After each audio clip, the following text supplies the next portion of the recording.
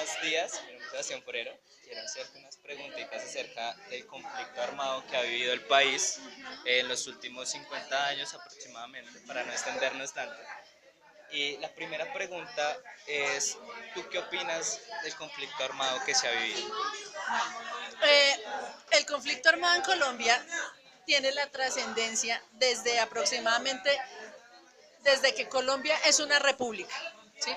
Desde que surgió aquí el federalismo y centralismo, desde que surgen los partidos políticos, la hegemonía del poder siempre la ha tenido las altas clases sociales, la burguesía de este país. Entonces, para no extenderme con esa parte, ¿cierto? A partir de esa hegemonía que surge, las guerrillas campesinas, siguiendo, eh, siguiendo toda esa trayectoria de lo que fue la revolución cubana, surgen para poder dar equilibrio social, económico y político dentro de la sociedad colombiana. Desafortunadamente, esa idea de la revolución va cambiando entre los años 70 y en los años 80 y se va sumiendo dentro de lo que es el narcotráfico.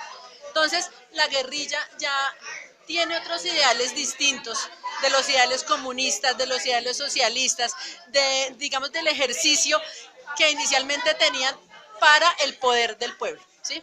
Eso se pierde ahí, y cuando eso se pierde, lo que sucede es que la guerrilla viene siendo una mafia más, como lo es la mafia política, como lo es la mafia de las hegemonías, y eso no gustó, no ha gustado, porque acá el poder y la corrupción tienen nombre, ¿cierto? Lo tiene la burguesía y es quien tiene el poder en el país. Entonces, cuando la guerrilla ya empieza a tener ese tipo de poder acá, eh, empieza esa discrepancia, empieza todo ese, digamos, como todo ese, esa problemática que surge, ¿sí? Y se convierte en una guerra que es de carácter social, en una guerra que es de carácter económico. Entonces, todo ese tipo de cosas que se van generando ahí eh, es lo que termina, digamos, con acrecentar un conflicto que empezó siendo algo de equilibrio de poderes, con una guerra que ya pues está vinculado no solamente nosotros como nación, sino están inmersas otras naciones en el mundo también. Ok, muchas gracias. La siguiente pregunta es, eh, ¿qué nos ha dejado este conflicto armado? ¿Qué consecuencias ha traído el conflicto armado para la sociedad colombiana? Bueno, nos ha dejado absolutamente todo lo negativo. Nos ha dejado cientos de miles de víctimas, desplazamiento forzado, daño ambiental, nos ha dejado mucha más corrupción. Las personas dentro de las ciudades que no hemos estado inmersas en el conflicto no lo entendemos, ¿cierto? Y los que están afuera, que son quienes lo viven, ¿sí?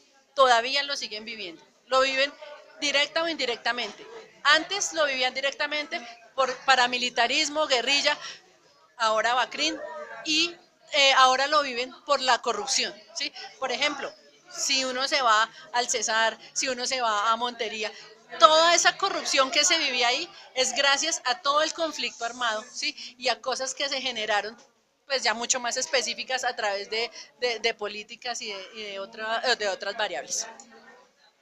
Eh, ¿Qué percepción de seguridad tienes tú hace 50 años, que era una cosa más compleja, al día de hoy? ¿Has cambiado, ha mejorado, es peor, se mantiene? La percepción de seguridad a nivel Nacional y también para ti, para tu diario vivir, no solo a nivel nacional. Vale.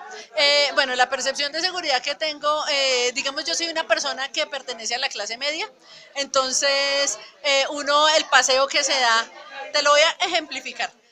Las personas de la clase media damos uno o dos paseos al año y lo damos a pueblos muy cercanos a Bogotá, ¿cierto?